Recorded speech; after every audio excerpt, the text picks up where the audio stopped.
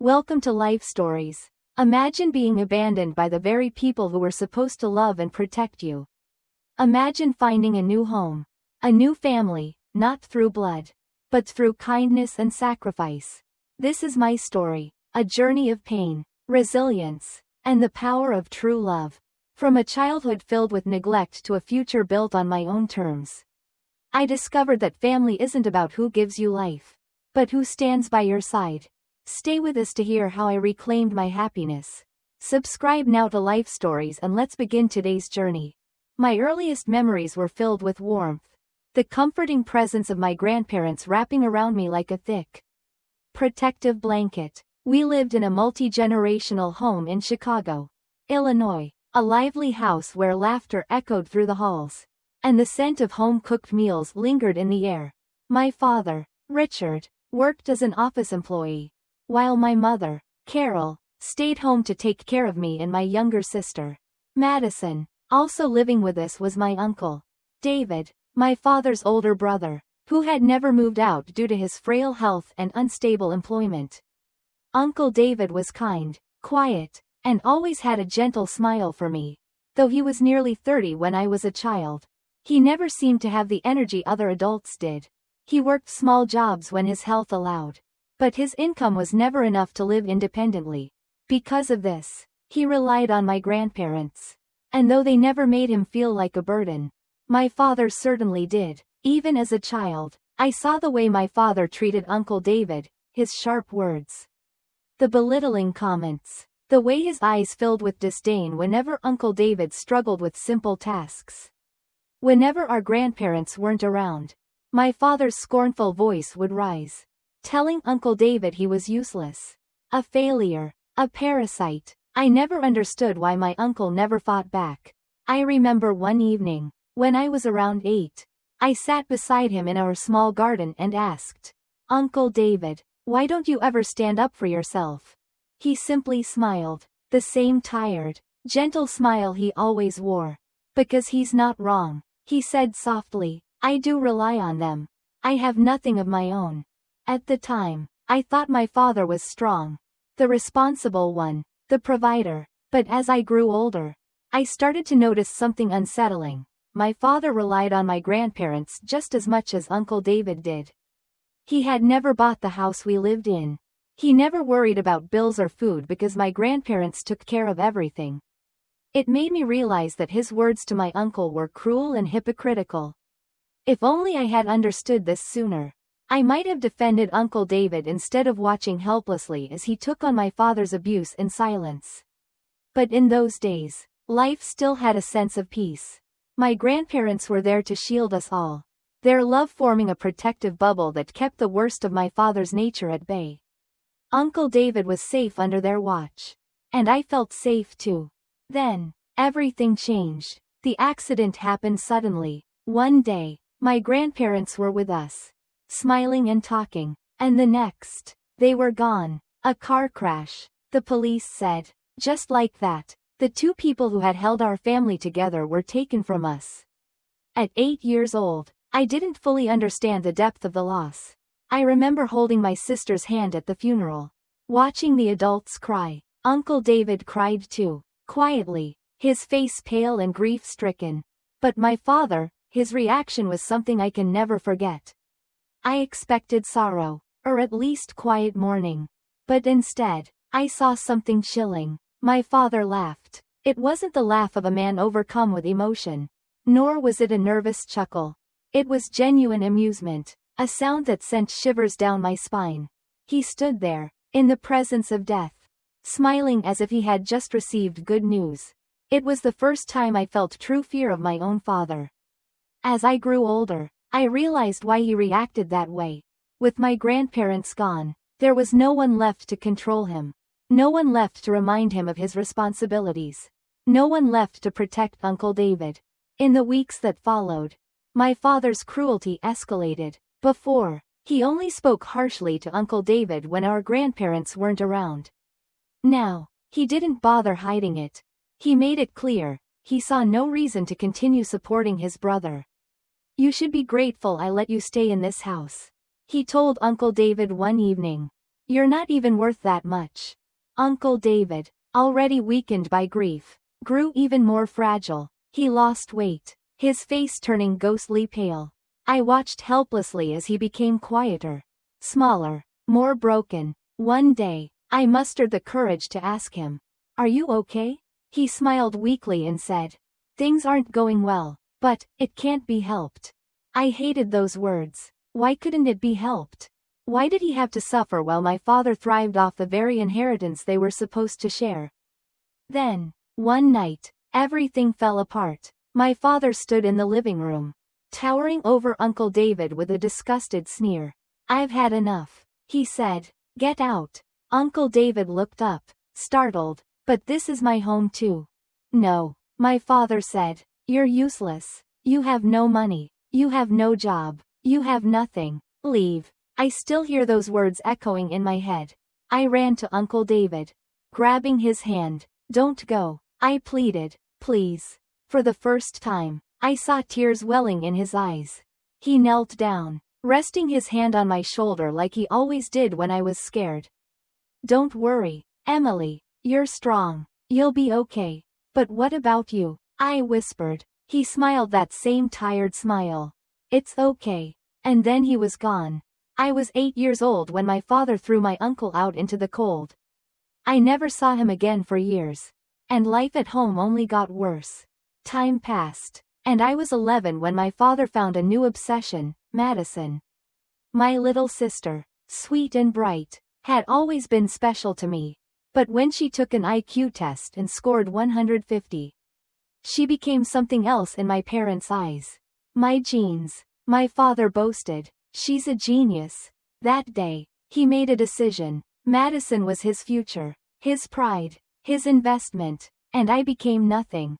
From the moment my father discovered Madison's intelligence, the household changed. The love and attention that once felt scarce for me disappeared altogether. Madison became their project, their proof of success. At first, I didn't mind. She was my little sister, and I was proud of her. But soon, it became clear that my place in the family had been reduced to that of a servant. "Since your mother and Madison are busy, you'll take care of the house," my father said matter-of-factly. And just like that, my afternoons were no longer mine. I rushed home from school each day to cook, clean, and do laundry. If I failed to complete a chore, I was scolded. If I complained, I was told I was selfish for not supporting my sister's bright future. "You're just average," my parents would say dismissively. "Why can't you be more like Madison?" The words cut deep. No matter how hard I worked, how well I did in school, it was never enough. Madison was their golden child. I was just the leftover. Then came the final betrayal. I was 15 when my parents sat me down at the dining table. They didn't soften their voices. They didn't try to make it sound reasonable. They simply stated, "We've decided that having one child is enough." I stared at them in shock. "What? Madison's education is expensive," my father said coldly. "We need to focus all our resources on her. So, unless you can pay us $1,200 a month in rent, you'll have to leave." I felt the breath leave my lungs. "You're kicking me out?" My mother, who had always been quiet in my father's shadow, barely looked at me. "It's for the best," she murmured. "Contact your uncle for now." My father added, "Here's some pocket money." They handed me a few crumpled bills, walked me to the door, and shut it behind me. I stood there, frozen, staring at the house that was no longer mine. When I finally found my voice, I banged on the door, sobbing, "Please, don't do this." No answer. I was alone. In my despair, I did the only thing I could. I went to Uncle David. I traveled by bus, clutching my small bag of belongings, my heart pounding in my chest. I had no idea what I would say when I saw him. No idea if he would even take me in. But when I finally arrived at his small apartment in Milwaukee, when I rang the doorbell and he opened the door, his expression was one I'll never forget. He looked surprised at first. But when he saw my tear-streaked face, his features darkened with anger. "What did they do?" he asked. I could barely get the words out. They threw me away." For the first time in my life, I saw Uncle David truly furious. His hands clenched into fists. His voice trembled with rage.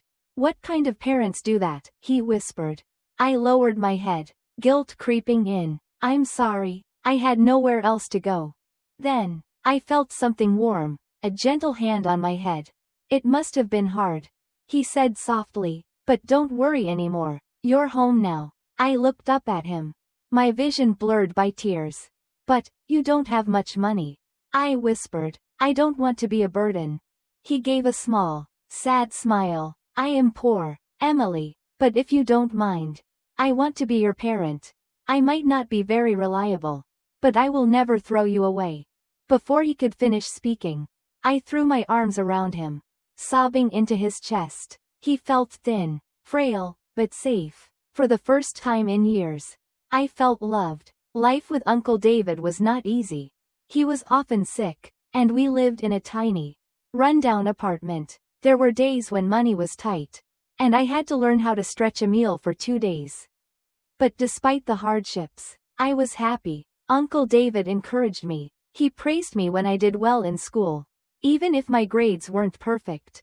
He told me he was proud of me, no matter what. For the first time in my life, I believed it. As time passed, I slowly stopped thinking about my parents. I didn't need them. I had a real father now. Years passed, and life moved forward. Under Uncle David's care, I thrived. His love, though quiet and humble, filled the empty spaces in my heart that my parents had left behind. I worked hard, earned a scholarship, and graduated from university with a degree that secured me a stable job. My uncle, despite his persistent health struggles, never stopped cheering me on. He was my father in every way that mattered. Meanwhile, Madison remained trapped under my parents' control. Over the years, she and I kept in touch through secret letters and late-night phone calls. She told me how exhausting it was to be their perfect daughter. How every decision in her life was dictated by them. How she wished she could be free. Then, one day, she finally broke. She graduated from law school, passed the bar, and just when my parents thought their investment had paid off, she vanished. She left behind a single note. "I won't be taking care of you too." I only heard about it much later. But the moment I did, I felt an odd sense of satisfaction. For years, they had put all their hopes, all their money, into Madison, and now, she was gone too. It was poetic justice. But my parents? They were furious and desperate. Their business had gone under. The inheritance they once hoarded had been squandered. Their savings had run dry. The house was sold to cover debts. And soon, they had nothing left. Which is how, after 20 years, they found themselves standing in front of my apartment door. I was 35 when I saw them again. My father's once proud figure was hunched, his hair thinning. My mother, once elegant, now looked worn and tired. They stood there, their faces forced into smiles as if they could erase decades of abandonment with a single greeting. "Emily, have you been well?" my father asked. I stared at them, my chest tight with emotions I couldn't quite name. Anger, resentment, pity. "What do you want?" I asked, my voice cold. My father sighed. "Let's let bygones be bygones. We're family. After all, we should stick together." I let out a dry laugh. "Family? You must be joking." My father's expression darkened. "A failure always has a bad attitude. Maybe it's time we re-educate you." I stepped forward, stopping them from entering. "That's enough. Go home. Emily, don't be stubborn." My mother chimed in. "You can't be happy living like this." I scoffed. "You have nothing to do with my happiness. Please leave." They pushed against me, trying to force their way in. My patience snapped. I shoved them back, sending them stumbling onto the cold pavement. "You're so annoying," I muttered. My father, humiliated, glared at me. "Do you even see us as your parents anymore?" I stared down at them, my voice steady. "I stopped seeing you as my parents the day you threw me away." They looked stunned, as if they had expected me to welcome them with open arms. "But we raised you until you were 15. My mother argued. I let out a bitter laugh. Until I was 15. Huh? The only time I ever felt loved was when Grandma and Grandpa were alive. They flinched. I crossed my arms. You always said Madison was enough. So why are you here now? My father clenched his jaw. It's not that simple anymore. Something clicked. I smirked. Did something happen to Madison? My father's face twitched. My mother bit her lip. She became a lawyer. My father said stiffly, "Well, isn't that amazing?" I said mockingly, "Your perfect daughter. Just what you always wanted." His expression darkened. "Until she abandoned us." I blinked. Surprised. "She left you?" "She disappeared. Left a note saying she wouldn't take care of us and vanished." I couldn't help it. I laughed. Loudly. My father's fists clenched. "There's nothing to laugh about. After all we did for her." "You mean after all you controlled her?" I shot back. "She ran away from you just like I did. Because love was never enough for you. Was it?" My father's face turned red. But before he could speak, my mother blurted out, "Our money is gone. We need your help." And there it was. The real reason they came. I took a deep breath, releasing the last shreds of guilt I had once carried for them. "No." Their heads snapped up. "What did you just say?" My father demanded. I looked at them. Really looked at them. The same people who abandoned me, belittled me, discarded me like trash. I said no. I repeated, my voice unwavering. My father's face contorted in rage. "How can you abandon your parents?" I smiled. "Funny. That's exactly what you did to me." Silence. I sighed, stepping back toward my door. "I only have one real parent. Uncle David. And from now on, I will spend the rest of my life repaying him, not you." My father's mouth opened, but no words came out. He knew. He had lost me forever. Without another word, I turned and closed the door. And for the first time in 20 years, I felt truly free. As I closed the door behind me, I felt an overwhelming sense of peace. A peace I had never known in my childhood home. My parents were no longer my burden. Their choices had led them here. And I had no obligation to fix what they had broken. I walked to the window and looked outside. They were still standing there, stunned, as if they couldn't believe that I had truly rejected them. Perhaps, in their minds, I had always been the obedient daughter, the one who would come crawling back, desperate for their approval. But they were wrong. I had built a life without them. A life filled with love, laughter, and real family. Uncle David had never been wealthy. He had never been strong. But he had been kind. He had given me everything he could. Not because he had to, but because he wanted to. And that made him my true father. After years of struggling, he had finally found stability. His health had improved, and he had moved overseas with me, where we lived together as one family. My husband respected him. My children adored him. And for the first time in his life, he wasn't alone. As for my sister, Madison, she was finally free, too. Free from the endless expectations. Free to live a life of her own choosing. And as she found her own path, I promised to be there for her, the way our parents never were. Some wounds never fully heal, but they can be left behind. And that's exactly what I did. Thank you for watching Life Stories. Don't forget to subscribe for more amazing stories.